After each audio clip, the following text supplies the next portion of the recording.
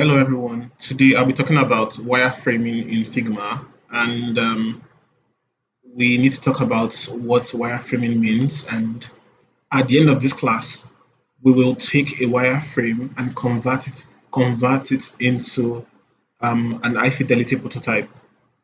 So many times when you have to design things as a product designer, you do not start your design from Figma. The design process actually starts from your head onto a piece of paper or a sketch. So wireframing, it's simply called a rough sketch, of an idea, just a rough idea of what the product is going to look like before you start working. Wireframes are used when you need to be fast about concepts and when you are trying to work on an idea that you are not certain about yet. You know, it is just the start of your design process, basically. So a wireframe is, from what I've written here, a wireframe is a two-dimensional illustration of a page interface. Not only a page, you know, it could be a software, a mobile app. People who are drawing characters and figures also use wireframes, and they make wireframes you know, of their designs, rough sketches of their design. So wireframe focuses on space allocation and prioritization of content, functionalities, available and intended behaviors. For these reasons, wireframes typically do not include any styling, color, or graphics. You can see here that this design is just in grayscale and black mostly. It's just for the sake of representation, representing the ideas you want to have in mind. So a wireframe is a low fidelity, that takes less time to create, while prototype or high fidelity is the high fidelity that is more time consuming because when you get to the point when you've done the wireframe, you need to decide on how do you want the design to look like, what tone should it carry, what color should it convey.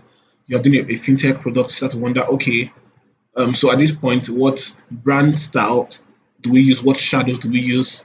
This is what you do in the high fidelity stage, and it needs more decision making. So a wireframe is more to convey the idea of a product before you do the final things. When you have like a complete process, like 10 to 20 processes you need to do, you can quickly just sketch out wireframes fast before you do the complete detail. So a low fidelity is um is not the same as a wireframe per se.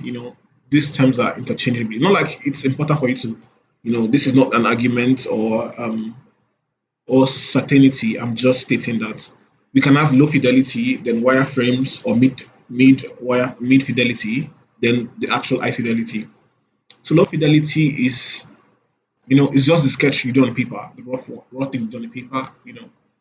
Just this, you just draw simple boxes and sketches. And I think I would show you how to do that now in Figma because we have something like that, that we need to talk about how to get your sketches done.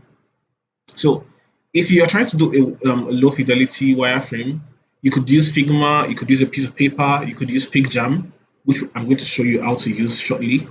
And you could also use UXPin, Balsamic, and all of that. There are many tools out there that you could also use to draw a quick sketch.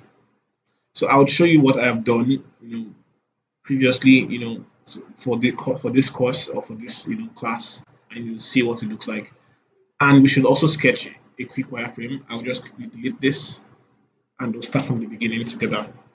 So basically, in wireframes, you want to just simply sketch. This is your FigJam file. You could find brainstorm, you could create flowcharts, agendas, and select a few templates out of here. And all these ones are what we're not going to talk about today. We'll just simply draw. And I have said that a website is simply rectangles and boxes, and shapes put together into one piece. So basically, we want to just draw. We'll pretend that a client is come to meet me and they want me to design a marketing website. So for the marketing website, the client has three services, and they have a section that says why should you hire us to do a marketing campaign? So we will just draw a simple sketch of what you know we would design for them. So basically, you want to draw your navigation bar or your arrow section. Then that's when you have this. Next thing, you want your logo to be placed here, and then your menu will be here. Three, four, or five menu depends. At this stage, you don't need to show advanced features like the drop down menu. You don't need to show that. Just to show what you do. Next thing, you want to draw a rectangle for the arrow section. Okay, I just need to write this out. You just need to draw a rectangle for the arrow section, and this is what you have. And next thing, we want to have a call to action here about the company and say, okay, we deliver the best services. We also, we are the best services. We're the best marketing agency. This will just be the H1. Yeah. The next thing, we want to have a small subtext here, then a button. Next thing we want to do is have, we could decide to have a old picture background. A picture background will take the entire space here. A full width picture will take the entire background. That still works, against the text here. But we're not going to be doing that. For this tutorial, we'll just have an image here, you know, or anything, there are many styles you will see in the future and understand how to do it. It all depends on you. But basically, this is just a simple representation. It's not detailed completely. Next thing, we want to have another section. Here, we want to talk about the services the client offers. The client says they offer three services, so we just draw who we are or our services and a small text under. And then we can have an icon and a text, an icon and a text, an icon and a text. Then you could even have a button here, it all depends on the style you want to use. But if we're not going to be doing that, we'll just, you could even have the text here also and have the four services here. The services one, services two as text and the subtext, services three and services four. If you have multiple services or three services, there are many ways to style it. But for this stage, you don't need to bother about yourself with all the details. So we just put the sections here and just represent them with marks. So the services will be here. I would just represent the three services on the screen and just put the text and just have this. So you already have your services section. And next thing is what we do or why should you hire us section. We could just have something like this and have the what we do text here, then a few descriptions under, then a button will be here, and before what we do, could be four reasons, could be three reasons, all depends on you. Could have four here and a few text under. So we've already done. This is our quick low fidelity wireframe. You could just pick this tool to move around. So now we'll just simply pick it up like this and just copy, Control C to copy, and we'll come over here and we'll paste it here. Then I'll change the color so we can see it clearly and maybe increase the border to 5 so it's more visible. So now that we have this one here, we will just I'll just keep explaining what wireframes are and why you need to do wireframes. So when should we use low fidelity wireframes? So if high fidelity means more details, then why would you consider creating low fidelity wireframes?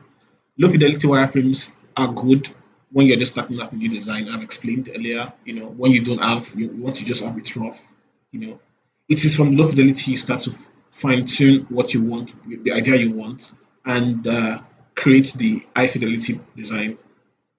So I said you use low fidelity when you are at the very beginning of your design process, when you have a lot of wireframes, when you have several hundred screens to create fast, you have to do the wireframes, and then you want to complete the project quickly, so you just quickly draw your sketch. Because if some people, I'm also guilty of this, would decide to not start with wireframes and just go ahead and just design everything.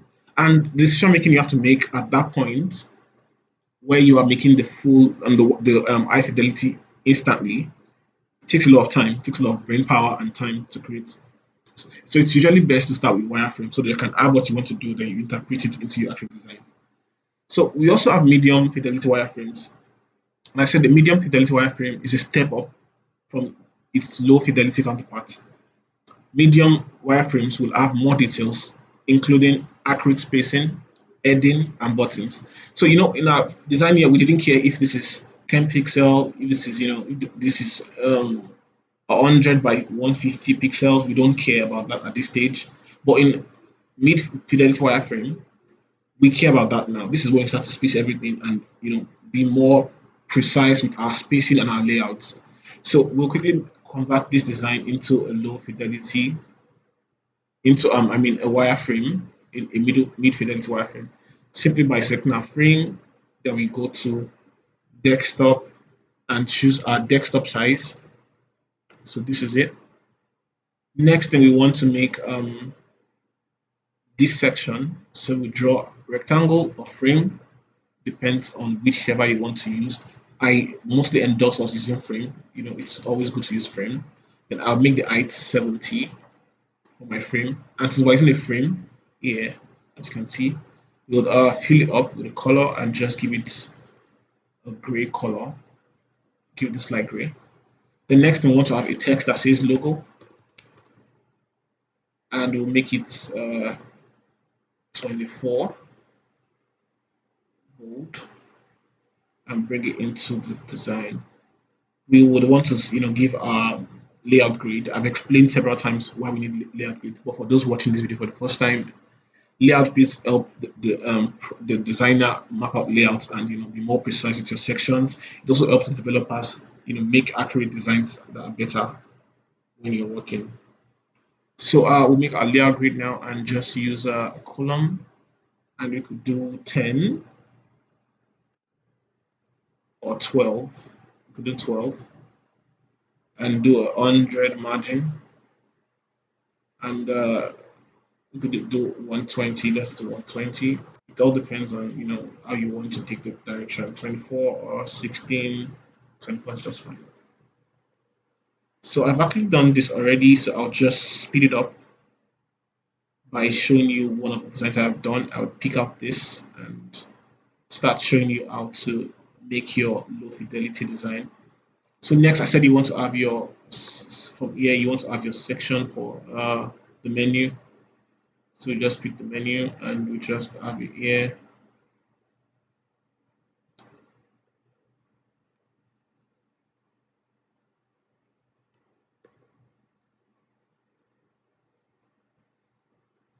We will just have it here, and next thing we want to take. So there we've already put the logo and we have the menu. Next thing, we want to have our call to action, for our hero section, and we'll just bring this text over here and just, yeah, I'm sure you're wondering why I have this color here. This is really the colors we'll be using for the design, and I'll tell you why. We'll have it here. Then next we have this text down here, and I said the button will be placed here also, so we place the button here. Now, many people make designs. I said in this stage, you start to be conscious about your spacing. This amount of space between these two, 41 pixel, is a bit much. This is like enough to build a house, so you have to reduce the space, and you can have 10 or 12 pixel space between them, and just have this one at 16 or also 12. It depends on you. Next, we want to have this box for our image. So we just have this rectangle placed in here. Voila. So we have completed this section. Now let's move to the next section, which is the service section. So to do that, you just click on this desktop size and just you could even rename it and say home page. To rename, you double click.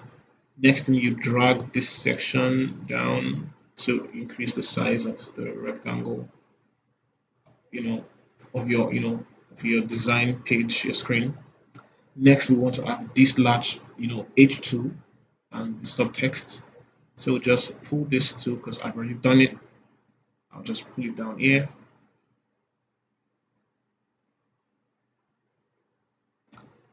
And we have services and text, three images with text underneath. So we could just pull this, and just create one here. I'm sure we all know how to create this by now. And you see this is too much, so we'll just kind of reduce this. It's for orderliness also. And you could just simply duplicate across. You could just simply draw your rectangle yourself and just have your rectangle drawn yourself if you want to. So I'll just duplicate and duplicate. So you see the spacing between everything, it's so orderly. It helps you to make sure your designs are within a section, because sometimes you might have wider screens than a regular desktop computer. Next, we want to do is add all this subtext, that are here represented here, the subtext. We could have them and just drag onto our designs, and just do this. So we have this done. Voila. So we've completed the second section. Now we have this section done. Next we could just now simply pick up this and just bring it over here. Then have our services. This could represent icons. There could be images also, depends on you. For the sake of speed, we'll just drag everything over here and just, because I've created this section already. And, I'm sure we are all very, very good at, we know what to do. To make the section, we just have to, create, rectangles and text, make sure the heading text for, the description for why they are reliable, it's here, they are fast, and they are professional, they're efficient. This is all represented here. So now the next thing I want to do is we want to take this mid-fidelity wireframe into an high-fidelity wireframe. And I have actually already done this already here, and I did this. But before we do this, I will just show you that I would take it over here and show you how it's done.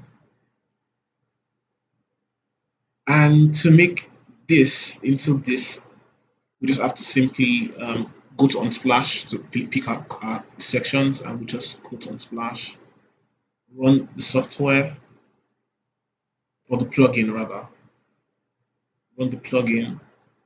And we're working on the marketing website, so it's best to just search marketing.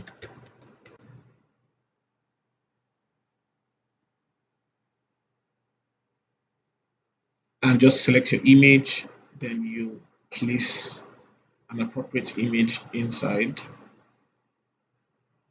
and just say, okay, you know what, I'm going to have this image over here. Good. Now for this section also, just simply select one and just choose social media and just search social media. Then add campaign. I mean, all these people look like they're talking about campaign. Oh, look, it's also this campaign creators here. So I could just add these pictures. You could be working for white clients, and the white clients, they have their company picture for their meetings, and you just have their content creation. This is like content creation basically. So you could just click on this and have it created here. Then over here, you could just simply go to create an icon. There are several websites to visit to get icon. I'll drop them in the description below, so you could always find them and get your icons. So you can simply have a small icon instead of this large image. The icon will just be, small and placed here. It doesn't have to be this large. It could just be small icon. That's just placed at the corner here. It doesn't matter. So basically, I'll just leave this and just show you what I did here. But now, you could decide to move on with this design. and present this to your client and say, oh, dear client, I'm done. Boss, I am done. Product manager, I am done with my design. Or you could decide to say, you know what, I'm going to style this a bit. And remember that the client's logo has different colors. So what I do is I'll pick the client's colors, the client's logo, and create a color palette from the client's logo most times. So for this, we'll just say, okay, you know what, this entire website should be yellow. Then you just click on this and just select yellow. Then you have this. Can you see that the website looks different? And just say, okay, this logo section would be black, and I have this color also. Okay, then select and change all these menu to white and go back to change this to black. It all depends on you. You can decide to style and do use the pen tool to make uh, shapes and just make it like 5 and just give it a stroke of this color just for style. If it doesn't work, it doesn't work. You could do several things like change the border radius of this to 32. You know, and you could even make a rectangle, small rectangle, and just make it purple. Just place it behind. You hold Control plus forward brackets and just have something like this, and just also make it 32 and just close it like this, and just it's just a style. If it doesn't work, you could just make something simple. It all depends on what you're trying to do. It all depends on you. You can have it like this. It's all up to you to use something interesting. This image is not interesting as far as I'm concerned. This is interesting. Now, about style, I changed the text to this color, and what I did next was I said, you know what, this section, I want this section to stand out. I want the people to come visit the website and see that this is the what you do section. So I decided to take a rectangle, just create a rectangle, and just draw a rectangle over this area. Okay, so now we've covered this. Then I'll change the color to purple and just purple over here. Now you need to move this rectangle to the back. So you either right click and do send to the back, and you already have this done already. You could now, adjust it however you want. I mostly use frame. So I would now select all the text. Because of accessibility and text color, I'm going to just make everything white, all the text white. Awesome. So next thing, I would just decide to say, you know what, I don't want this font. I want to use any of the 100 fonts I have here. I could just say I would use Poppins and make it, instead of regular, I'll make it bold and just move it like this. But now I find it annoying when there's so much space between these two. So I come to auto here, look at this line height, and I try to reduce it a bit. To be honest, I prefer it like this. I don't like seeing so much space in my H1 text. I would come here and change this to 32 also. Then I would, make this bigger, and I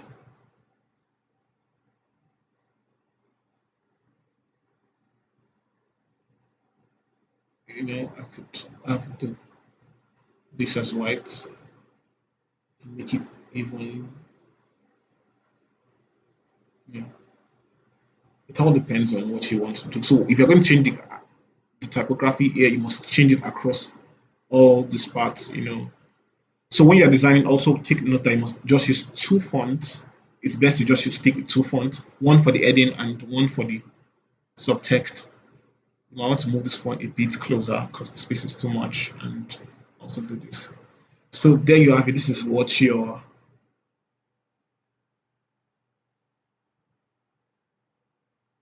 wireframing would look like. This is what it will look like when you design.